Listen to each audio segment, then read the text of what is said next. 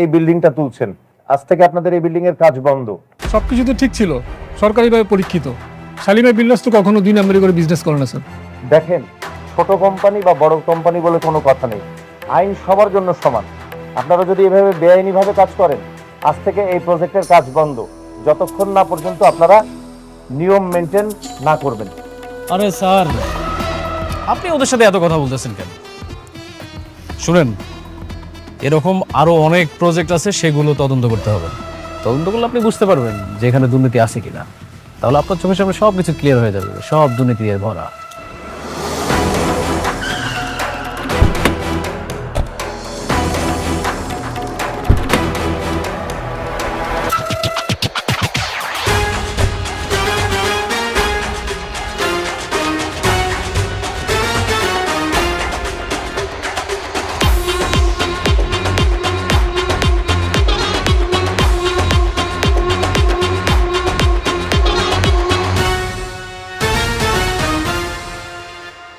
কি হয়েছে এখানে?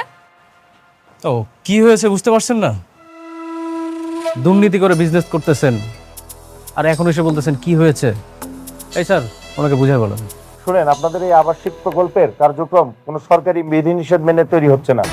এমন বেআইনিভাবে কোনো সরকারি প্রজেক্টের অনুমোদন আমরা শহরের মধ্যে দিতে পারি না। আপনাদের এই প্রজেক্ট আজকের এই মুহূর্ত থেকে বন্ধ। আপনারা সবকিছু তদন্ত করে দেখছেন? সবকিছু ভালো মতো দেখেন, তারপরে কোন? হ্যাঁ, অবশ্যই। আপনার আপত্তি থাকলে আপনি আবার আবেদন করতে পারেন, আমরা নতুন করে তদন্ত করে দেখব।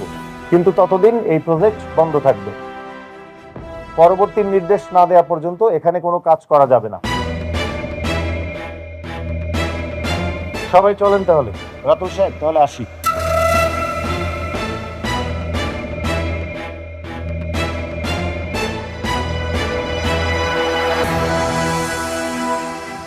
খেলা কিন্তু আবার জমে গেছে।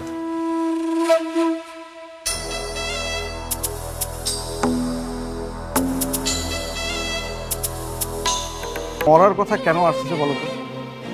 তুমি একদম সুস্থ হয়ে যাবে, কিন্তু তো হয় বৌমা, তুমি আর যাই করো, ও অনেককে এখন আসতে বলো না।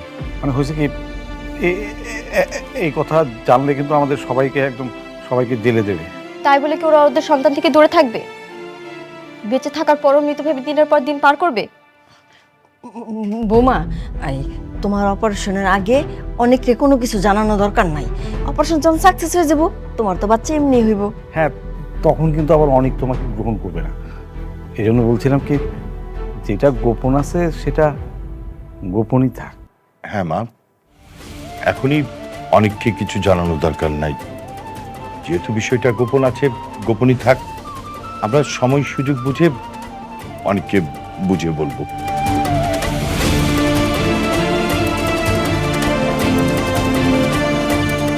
আচ্ছা, কি ব্যাপার? ওনারা কেউ আসছে না কেন? আর আমরা এখানে আর কতক্ষণ অপেক্ষা করবো? কাজ করাতে হলে তো আসতেই হবে। দেখি আর একটু সময় আসে কিনা।